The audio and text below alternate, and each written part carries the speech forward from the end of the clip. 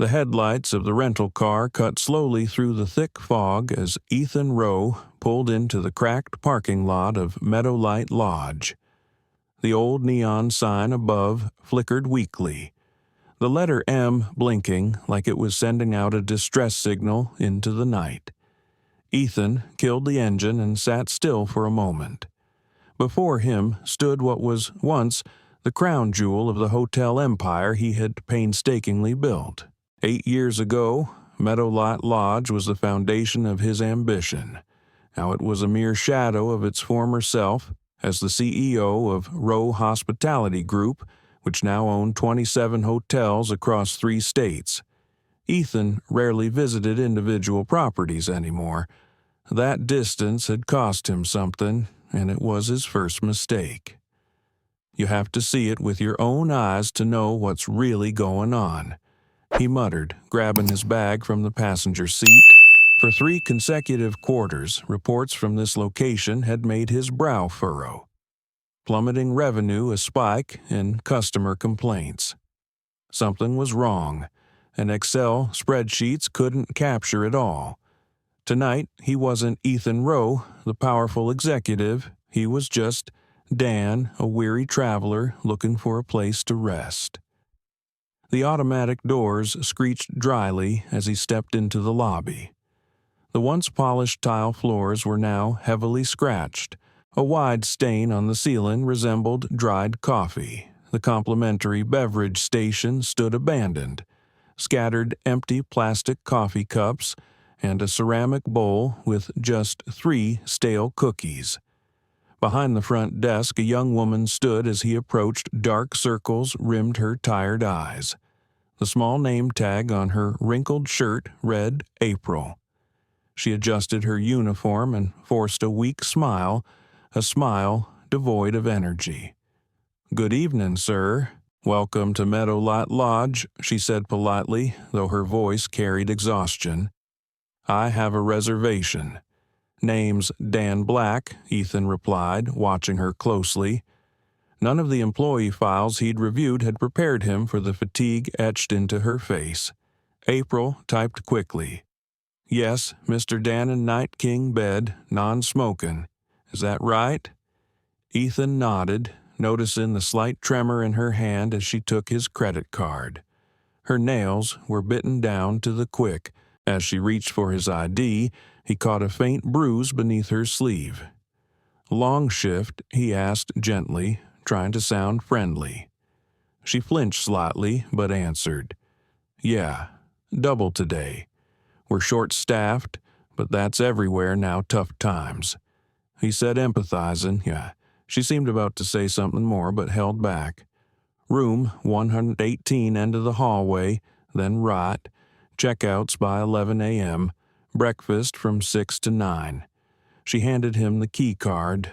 Her fingertips were icy when they brushed against his palm, despite the muggy heat of the lobby. "Thank you, April," Ethan said softly. "I hope things get better for you." Something flickered in her eyes, surprise maybe, like it was the first time someone had seen her as a person, not just a nameless worker behind a desk. "Thank you, Mr. Dan. Have a good night." Ethan turned and headed toward the hallway. But just as he reached the corner, instinct made him stop. He pretended to check his phone and stepped into a shadowed alcove listening. At first silence. Then a muffled sob, a shaky breath. April was crying. Ethan froze. Should he go back or keep walking to his room?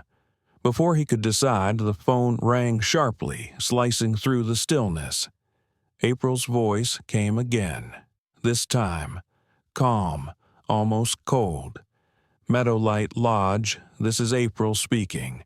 How may I help you?" A pause. Then her tone dropped, something tightening behind her words. "Yes, sir. As I told you yesterday, I'll have the money on Friday, after I get paid." Another pause. Then, "Please, just 2 more days. I've never been late before." April suddenly fell silent. The man's voice on the other end of the line rose sharply, furious. Though Ethan Rowe now going by, Dan couldn't make out the exact words. The threat in the tone was unmistakable. "No, please don't." April's voice dropped, trembling. "I'm the only one here tonight. Please don't come to my work." The sentence sliced through the air like a cold blade. Ethan's hand clenched around his phone, every muscle tense. Something was terribly wrong right here in the hotel that bore his name, and one of his employees was being threatened under his very roof. "I understand," April whispered after a long, heavy silence. Each word hung with quiet resignation. "Tomorrow, he'll figure it out." The click of the receiver was final, like the end of a silent sentence. Ethan remained frozen in the deserted hallway, heart heavy. The soft thud of a door closing behind the front desk snapped him back to reality. He resumed his steps toward room 118, his mind racing with questions. Who was threatening April? Why was she working back-to-back shifts in such a condition? Was this a personal issue, or a symptom of something more deeply broken within his system? He swiped the key card. The lock blinked red on the first try, then green. Ethan stepped into the room and was met with a sense of stifling heaviness. The carpet was worn down, showing a clear path from the bed to the bathroom. The television was outdated, at least 2 generations behind the standard he had set. The sheets, though clean, were faded from hundreds of washes. But it wasn't the state of the facilities that weighed on him. It was the fear in April's voice, the tears she tried so hard to hide. Ethan had come to check on business performance, but now he found himself walking into something far darker, possibly something criminal. And at the center of it all was a young woman, working alone late at night and utterly terrified. He set down his bag, a new resolve rising in him. This wasn't about quarterly profits anymore. This was about people. Someone was hurting one of his employees, and he had to do something. Sleep did not come to Ethan. He lay on the sagging bed, eyes fixed on the ceiling, April's choked sobs still echoing in his mind. By 1 a.m., he gave up on rest, changed clothes, and quietly left the room. The hallway was silent, save for the faint hum of the vending machine near the elevator. Walked slowly toward the lobby. Through the glass, he saw April seated behind the front desk, focused on an old paperback novel. Even from a distance, he could see her eyes were still red from crying. He cleared his throat gently as he entered, not wanting to startle her. "Oh, good evening, Mr. Dan." April quickly tucked the book away and forced a smile. "Everything all right with the room?" "It's fine," Ethan said softly. "Just couldn't sleep. Was hoping to find some coffee if there's any left." April visibly relaxed. "The lobby station shuts down at 10, but I just made a fresh pot in the break room. I can bring you a cup." "That's very kind of you," Ethan replied as she disappeared through the staff door. While waiting, he glanced around the front desk. A framed photo caught his eye. April smiling beside an older woman standing in a garden full of flowers, her mother. Probably their eyes were strikingly similar. April returned with a steaming cup. "It's not fancy, but it's hot. That's more than enough." Ethan smiled, accepting the cup. "Midweek's always slow," she said quietly. "Honestly, I don't mind the night shifts. Gives me time to study." "You're studying?" he asked. "Yes. I was in the nursing program at the community college, but I had to take a leave this semester." Ethan pointed at the photo. "That's your mother." April nodded, her expression softening. "Taken last spring before." She hesitated. "Before what?" Ethan asked, gently encouraging her to go on. Her gaze flickered with uncertainty. then settled like it was the first time someone truly wanted to listen. My mom has lupus. It flared up bad last summer. She was in the hospital for 3 straight weeks. I tried to keep up, but insurance only covered so much. She instinctively reached for her wrist, the same spot where Ethan had seen the faint bruise earlier. Medical bills are brutal, Ethan said, his heart sinking as he saw the weight this young woman was carrying. They are. April pressed her lips together. So I took extra shifts, dropped school, scraped together every dollar. Her story stopped there, but Ethan knew. He was only seeing the tip of the iceberg, and this wasn't just April's story anymore. Silence hung thick in the air. A tall man in a black leather jacket stepped inside his footsteps, echoing like warning drums across the lobby. Ethan rose still under the guise of Dan immediately sensed the shift in atmosphere. April's body went rigid, her face draining of color. Tyler, she whispered the name, dropping like bricks from her lips. The man strode straight to the front desk, completely ignoring Ethan. His voice was smooth, almost casual, but each word carried an icy undercurrent of threat. Another night shift, huh? April, scraping together, every penny errant you, I told you I'll have the money by Friday. April replied quietly, her eyes avoiding his. You didn't need to come here. Tyler leaned in across the counter, violating her personal space with deliberate aggression. Change of plans. Owen says you've been talking a little too much lately. Ethan's ears perked up at the unfamiliar name, Owen. Who was that? And why was Tyler mentioning him like he took orders from him? I didn't say anything, April said quickly, her voice shaking. Tyler smiled, a twisted, dangerous grin like a blade in the dark. Good, $2,000 tonight, April. Or maybe I stop by and visit your mom. Ethan's grip on the coffee cup tightened. The threat was crystal clear and vile. His blood boiled, but he reminded himself, don't act yet not until you know the full picture. Is there a problem here? Ethan stepped closer, his tone calm but firm. Tyler turned, noticing him for the first time. His expression smoothed out into a fake smile, but his eyes remained cold. Nothing serious, just a little financial misunderstanding. At 1 a.m, Ethan raised an eyebrow. You'd be surprised? My line of work gets real busy around now, Tyler said with a sneer. And you are just a guest, Ethan replied evenly, and someone who doesn't like seeing hotel staff threatened while they're working. No need to make a scene, Tyler growled. No reason to call the cops and make this worse for everyone. At that, Ethan saw April's eyes widen in alarm. She didn't want the police involved, not because she was guilty, but because she feared something bigger. Tyler, please, April blurted out. He'll figure something out.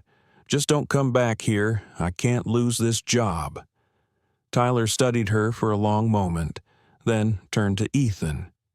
Could you give us a moment of privacy? Ethan didn't budge. I'm afraid not. This is a public space, and this conversation is clearly inappropriate at this hour. I think it's time you left. Personal business should be handled during business hours. A tense silence followed, like a wire pulled too tight. Finally, Tyler shrugged. Suit yourself. But remember, April tomorrow night. No more extensions. And you know what happens if you disappoint me again. His gaze flicked to the photo of April and her mother nearby, sharp as a dagger to the heart. As Tyler exited the lobby, April collapsed into her seat, shoulders trembling.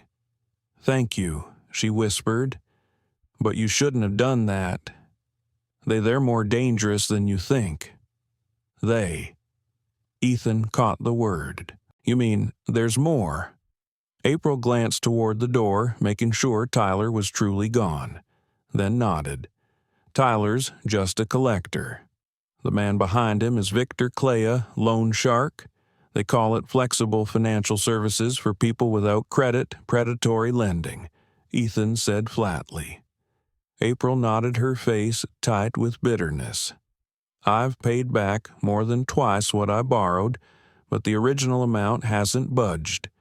Every time they come to remind me, they tack on a new service fee. Ethan felt a weight drop in his stomach. How did you even get caught up in this? She lowered her head. When Mom was hospitalized, I didn't know where to turn, Owen. The day manager knew about it. He suggested someone who could help. Owen works for the company. April nodded. Has been here a long time. I think he gets a cut. Hess, the one who tells them when I'm scheduled to work alone. The picture became clearer. This wasn't personal misfortune. It was an organized system that preyed on struggling staff right within Ethan's own company. April, Ethan said, his voice firm. Is it just you, or are there others? Her eyes welled up, and though she didn't speak, the slight nod gave him the answer. The next morning, pale sunlight filtered through the thin curtains. Ethan sat up after a nearly sleepless night. His mind was gripped by a single burning question. How long have I been turning a blind eye to this? After the confrontation with Tyler the night before, Ethan Rowe barely managed to close his eyes.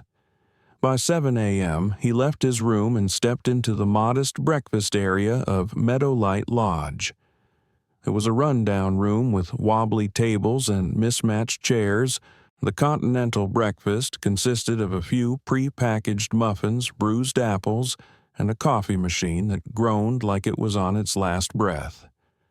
A middle-aged woman with silver hair tied back neatly was quietly arranging napkins and wiping down tables with the slow, cautious movements of someone living with chronic pain.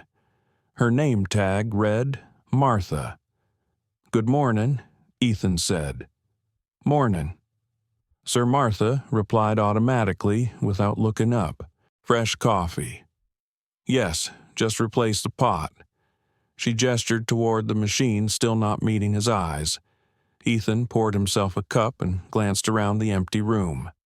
"Quiet morning. It's always like this here." Martha paused, then seemed to regret the honesty. Sorry. I shouldn't say that." Ethan gave a gentle smile. "It's all right. Actually, I was hoping to ask you something." She froze for a moment. "I spoke to April last night. She seemed like she's in some kind of trouble." Martha's back stiffened immediately. Her hand stopped mid-wipe on the table. "I'm not allowed to discuss co-workers with guests, I understand." Ethan nodded. "It's just worried about her." He let the words linger, then walked to a corner table. As he sat down, Martha approached, still holding her cloth, and whispered, "Fire escape." 10 minutes. 10 minutes later, Ethan made his way to the stairwell at the end of the hallway. Martha was already there, nervously glancing around. "You shouldn't get involved in this," she said as soon as she saw him. "It's dangerous, truly. Can you tell me what's happening?" Martha, Ethan asked softly. She instinctively rubbed her wrist to gesture. April had made the night before, like a reflex tied to pain. A year ago, Owen, the day shift manager, was transferred here. Not long after, he started offering solutions to those who were in a pinch. She gave a bitter chuckle. Single mom needing car repairs. Someone with a sick parent needing meds. Owen said he had a friend who could help. No credit checks, cash in hand. Tyler, Ethan guessed. Martha nodded. Tyler's just the enforcer. The real operator is Victor Clea, loan shark. The interest compounds weekly. One day late, and they show up to remind you. She tugged her sleeve up slightly, an old bruise visible beneath. How many people here owe them money? At least 8. Maybe more. we're all too afraid to ask who else is caught in it." Her voice broke slightly. "We're trapped. Can't quit. We need the paycheck to keep up with minimum payments. Can't go to the police. Victor has people in the department, and Owen, he keeps copies of the loan notes. He threatens to accuse us of theft if we step out of line." "No one at headquarters saw any of this?" Ethan asked, though the answer was already forming in his gut. Martha laughed a hollow sound. "We tried reporting it, but Owen filters everything. He controls all communications to corporate." A cold chill crept up Ethan's spine. A suspicion began to take shape. "Do you know who runs this company? Ever heard the name Ethan Rowe?" Martha frowned. "I think that's the name on our pay stubs, but no one's ever seen him. Just curious." Ethan deflected, and Owen, he pressed, "What does he get out of it?" 10% of every loan," Martha answered. "Plus, he skims from the daily cash intake and blames missing funds on employees. Anyone who complains gets fired." Ethan took a deep breath. The whole picture was clear now. A sophisticated loan racket using the hotel as a front, preying on desperation and fear to control the staff. And April. She said something about her mother needing treatment. "Is it true April's the worst off?" Martha said quietly. "Her mom has lupus, needs intensive care." April took out one loan, then another to cover the first. "Tyler stops by work constantly." She lowered her voice. "Last week, Tyler and another guy went to her mother's house, just to check on her condition. Ethan's jaw clenched, and she's doing double shifts just to try to climb out." Martha nodded sadly. "But she can't. The interest is a black hole. The more you pay, the deeper you fall. None of us dare ask who else is caught in it. That's how they control us, divide and conquer." When Martha walked away, Ethan returned to his room. The question in his mind had shifted from, "Is something wrong?" to, "Who is behind all of this?" He opened his contacts, not to call his executive assistant, but someone he trusted more than anyone, the head of security, a former FBI agent, Nick Harmon. "I need you to run a background check on someone full name. Owen Perry, day manager at Meadowlight Lodge, and another name, Victor Clay.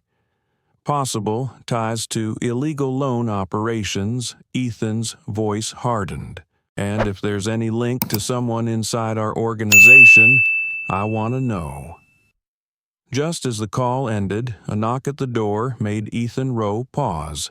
He opened it to find April no longer in her front desk uniform, but wearing an old coat and a thin scarf. Her eyes were swollen and red from lack of sleep. "Mr. Dan," she said, voice hoarse, "can I talk to you for a moment?"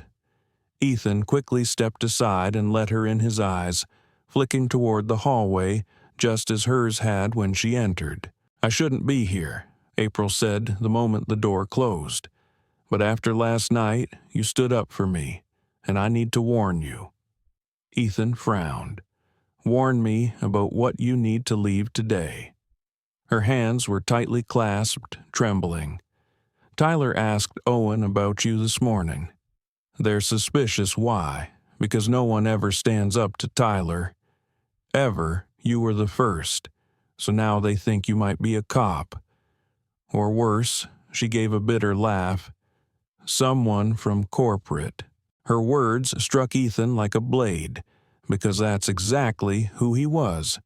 What made them think that no one cares about us? Not from up there.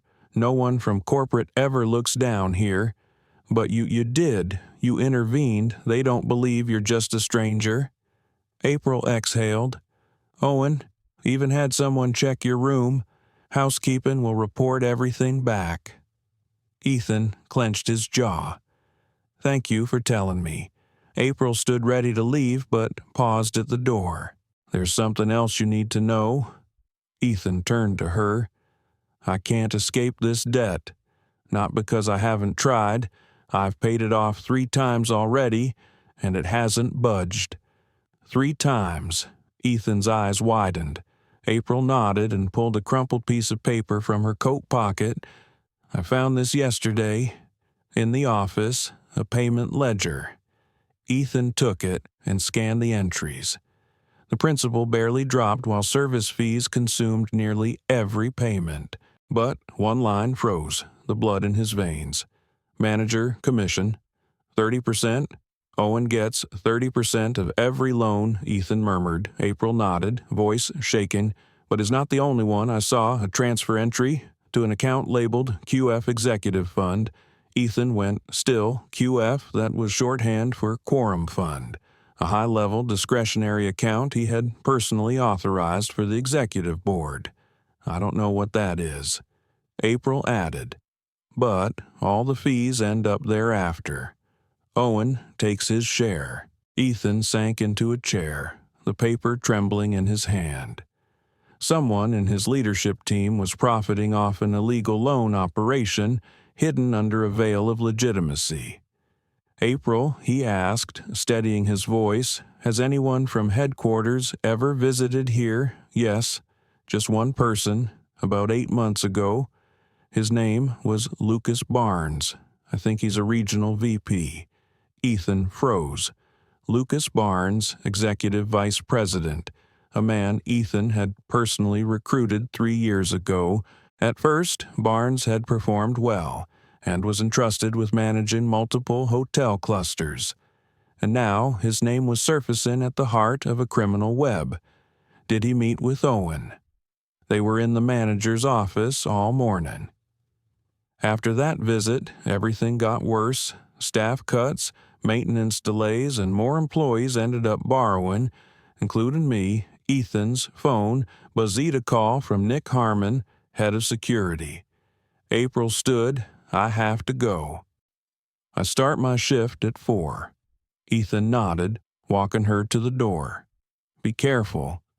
She turned back with worry in her eyes. "Don't let them find out you're not really just a guest." The door closed. Ethan answered the call. Nick's voice came through low and direct, no small talk. "You're not going to like this?" "Go ahead. Owen Perry has a sealed money laundering charge from 3 years ago." Case dropped quietly. The person who recommended him for hire, Lucas Barnes.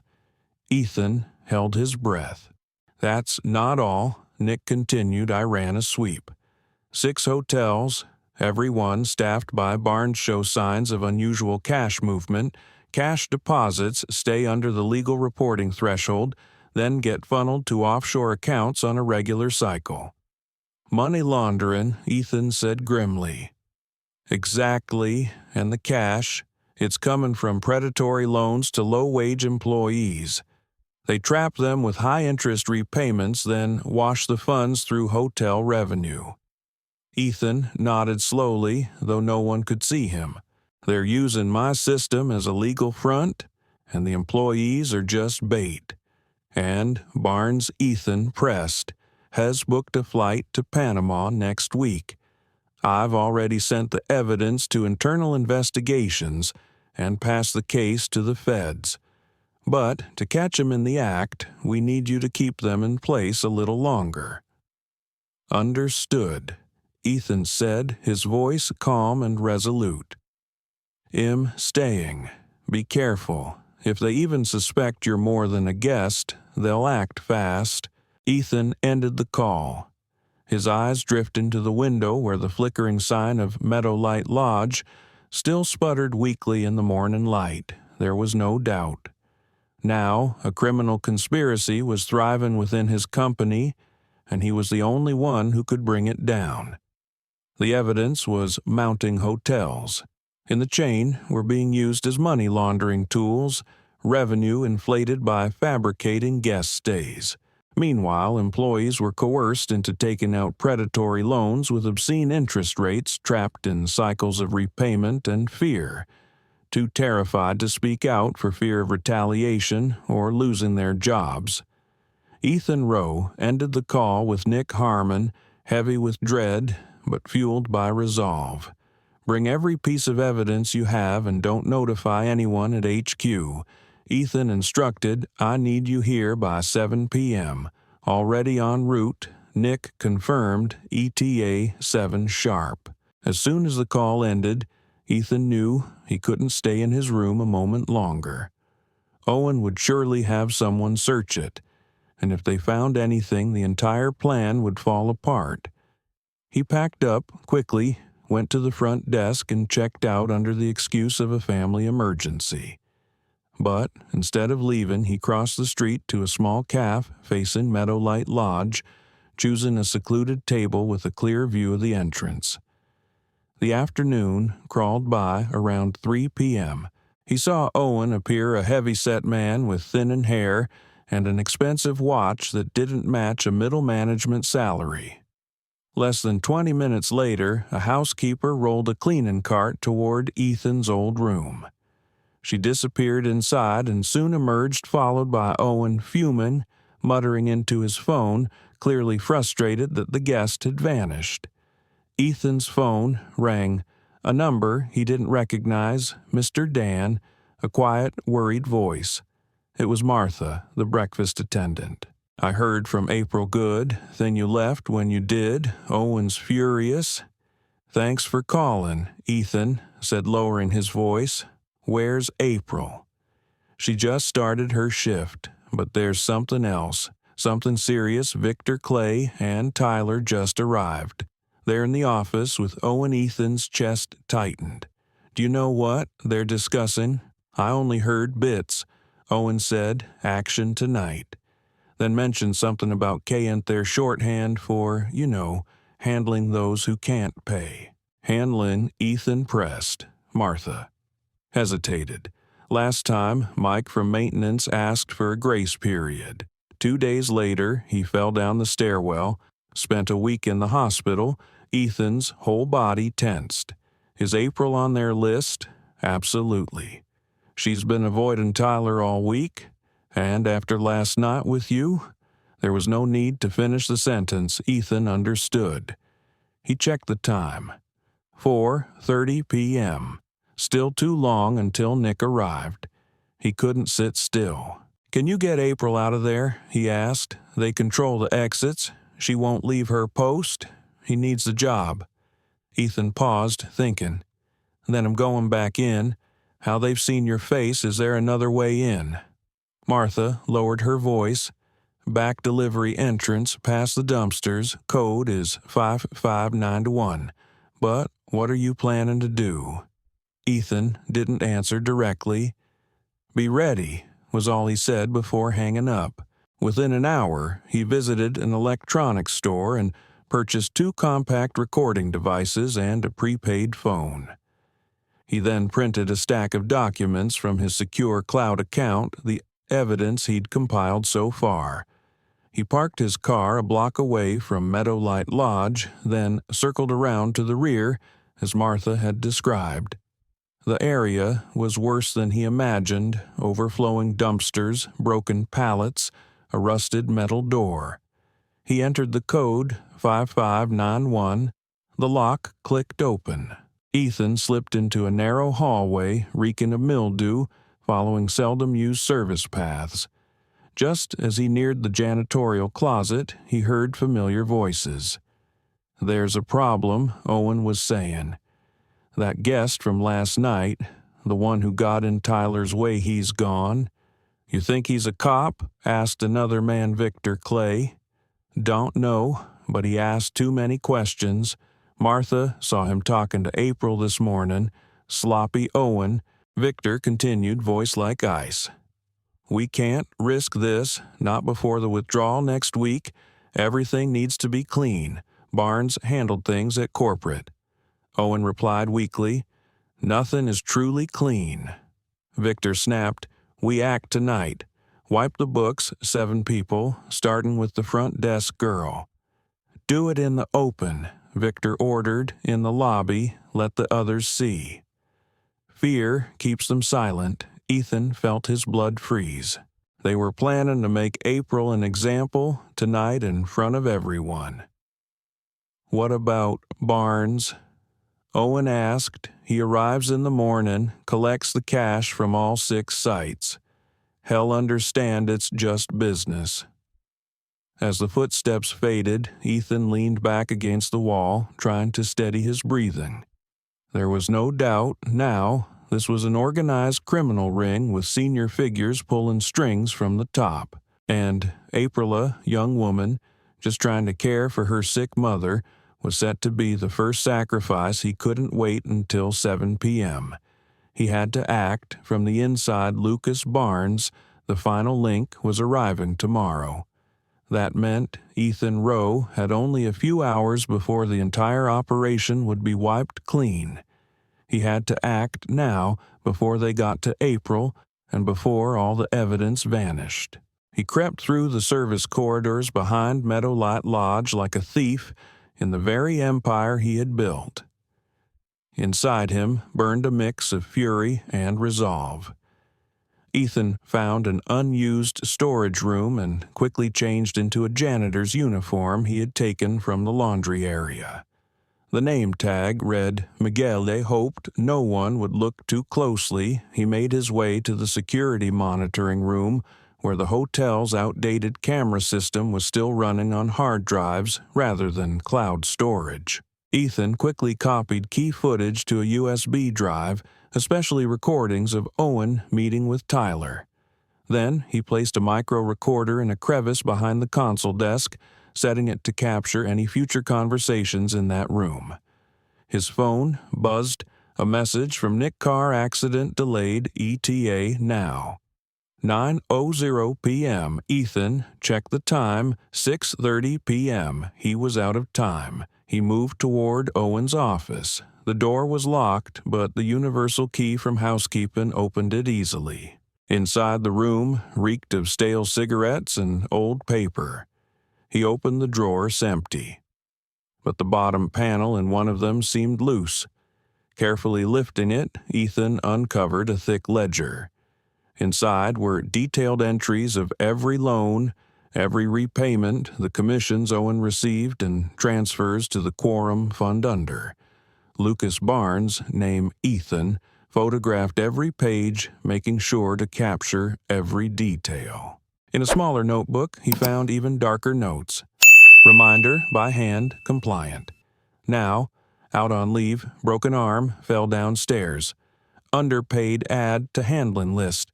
Footsteps in the hallway froze him. He recognized Tyler's angry voice. "Tonight, I'm done waiting. The lobby's too. Crowded well, do it in the storage room by the pool." "No cameras there," Owen replied. "Just make sure it's done by 8.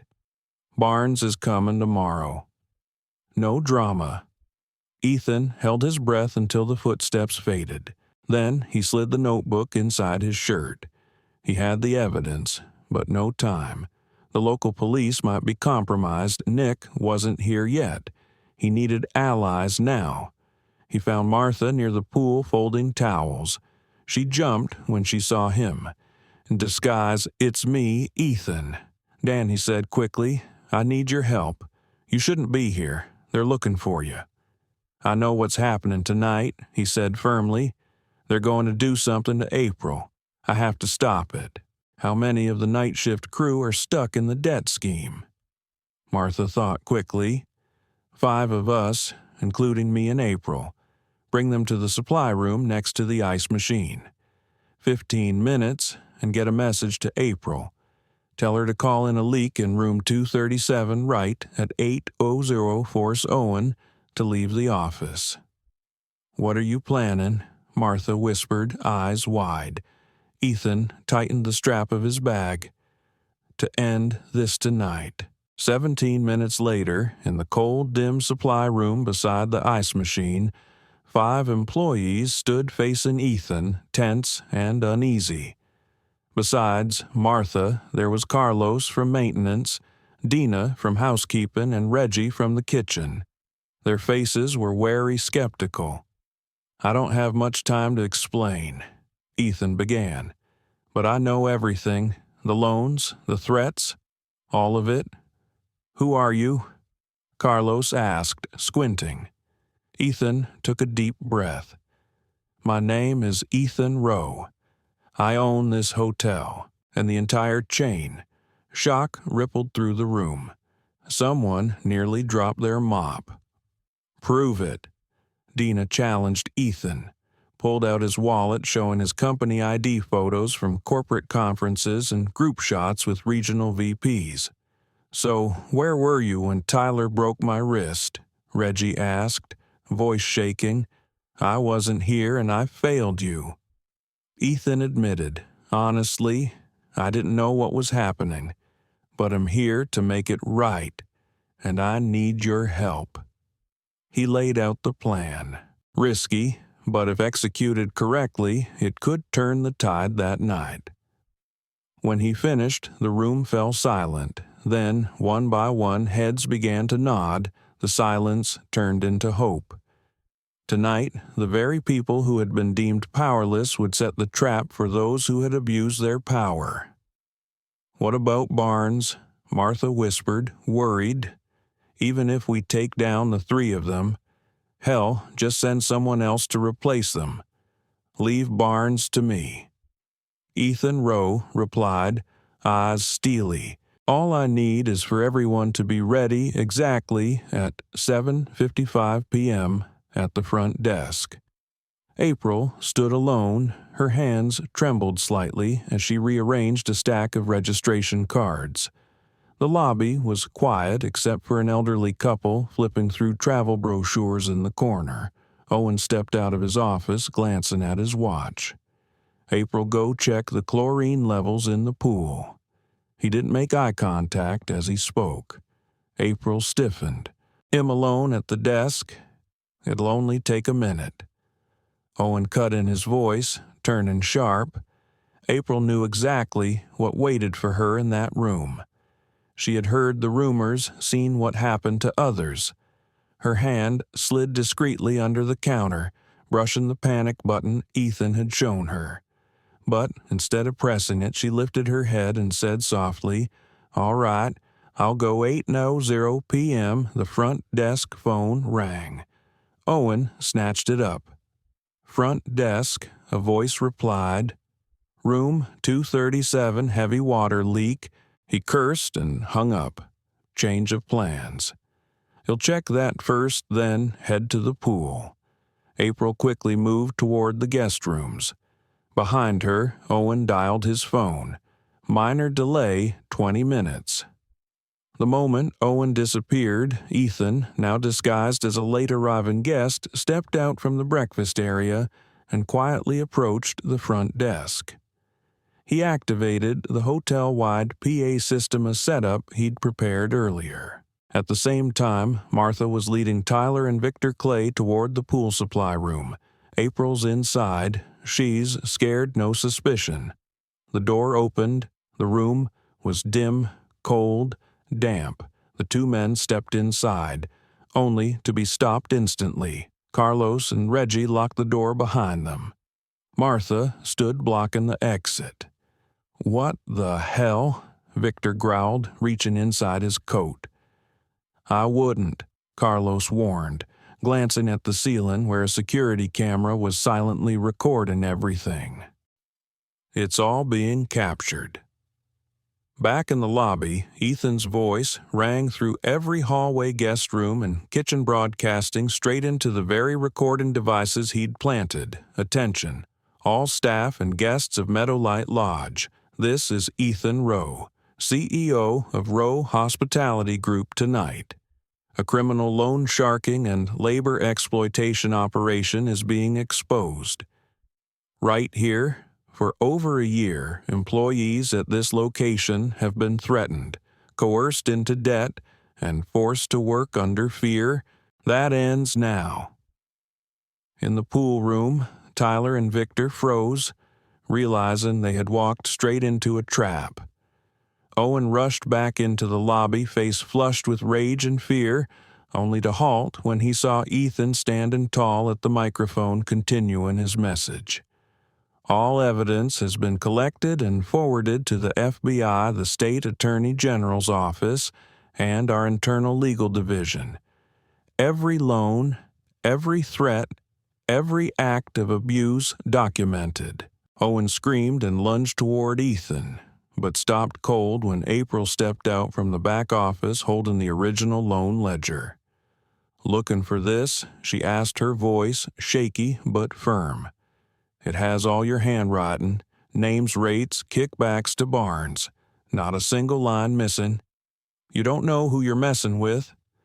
Owen snarled.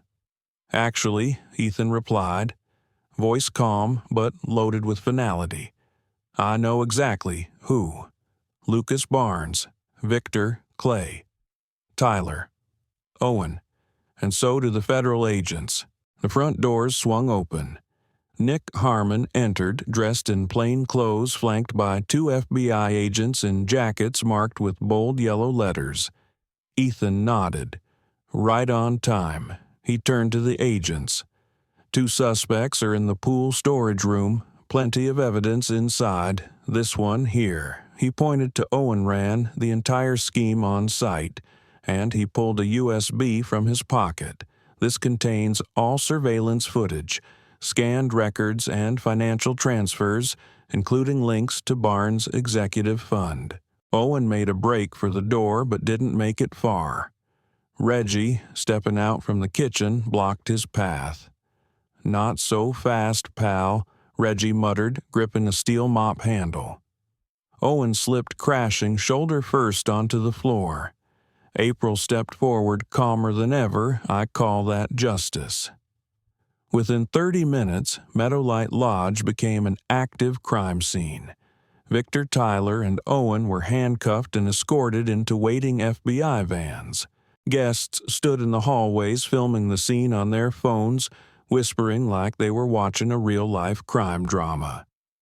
One of the agents, Teresa Miles, approached.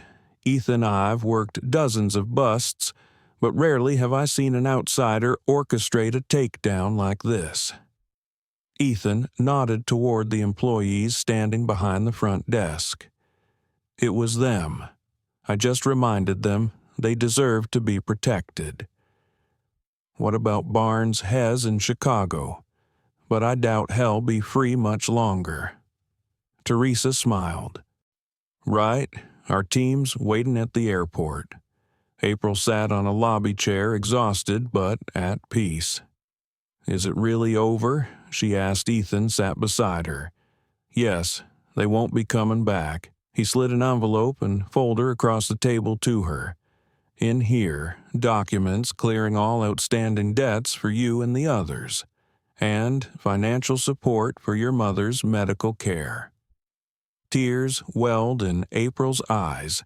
Why did you do all of this?" Ethan looked out over the lobby once, the sight of so much silence and fear. "Because I once promised myself I'd never let people be forgotten in the name of profit. And somewhere along the way, I forgot that promise." "You just reminded me." Owen lay sprawled on the freshly mopped tile floor. His head had slammed hard against the ground, and Reggie was pinning his arms behind his back.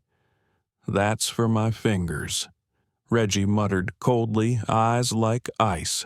Within 30 minutes, Meadowlight Lodge had transformed into a full-blown crime scene.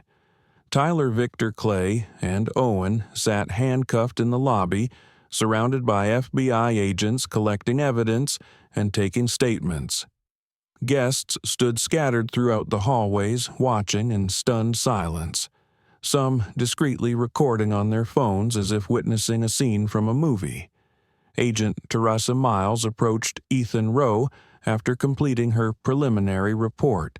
"Rowe, it's rare for anyone outside law enforcement to pull off an operation of this scale. What you just handed us is a fully documented RICO case." Ethan gestured toward the employees gathered near the front desk. "I played a small part. They were the brave ones." And Barnes, Teresa asked. "Our Chicago team is moving in on him tonight," Ethan confirmed. "But tell me, what made you start looking into this?" Ethan paused for a moment, then answered. One night, I heard April crying. In a dark hallway, it wasn't a financial report or a revenue projection. It was just a human being in pain. After the suspects were taken away, Ethan found April sitting quietly in the breakfast area, her face still pale with shock. "It's really over?" she asked as he sat across from her, voice hollow. "Yes," he said gently. "No one can touch you or your mother again." He slid a folder across the table. "These are the documents clearing every loan tied to the predatory lending operation." Then he placed a sealed envelope beside it. "And this is an advance to help cover your mother's medical bills." Tears welled in April's eyes. Why did you do all this? You could have just fired Owen and walked away." Ethan looked at her for a long moment. 8 years ago, I started this company with one small hotel and a promise to build a place where people would come before profit."